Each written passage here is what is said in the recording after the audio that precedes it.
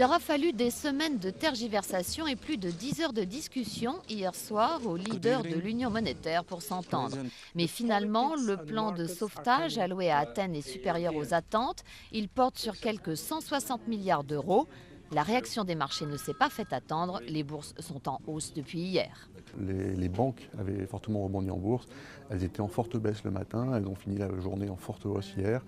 Ce matin, les futurs sur les marchés sont orientés à la hausse. Donc cette réaction positive devrait se poursuivre. Le plan est important non seulement par son montant qui devrait permettre de stabiliser la situation en Grèce, mais aussi parce qu'il contient des mesures totalement nouvelles. Ainsi, à la demande de l'Allemagne, le secteur privé va participer à l'effort.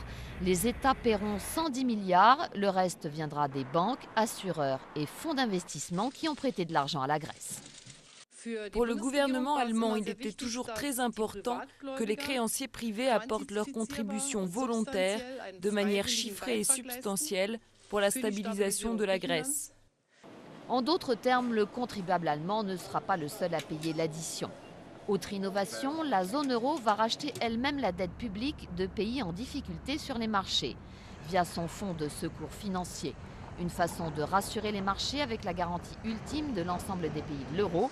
Le fonds pourra aussi débloquer des prêts préventifs pour empêcher que des pays fragiles soient entraînés dans une crise de la dette. Ce fonds, oui, en quelque sorte, constitue les prémices d'un fonds monétaire européen et a une très large capacité d'intervention pour jouer son rôle de régulateur. Donc pour la Grèce, il y a de la profondeur de soutien et pour le fonds, il y a toutes les mesures qui permettent d'éviter désormais des attaques. Le tandem franco-allemand qui a finalement réussi à se mettre d'accord pour mettre au point ce deal fera de nouvelles propositions durant l'été. Pour le moment, la contagion est sous contrôle, mais les marchés financiers gardent sous surveillance les autres pays les plus fragiles, l'Espagne et l'Italie, deux piliers de l'Union monétaire européenne.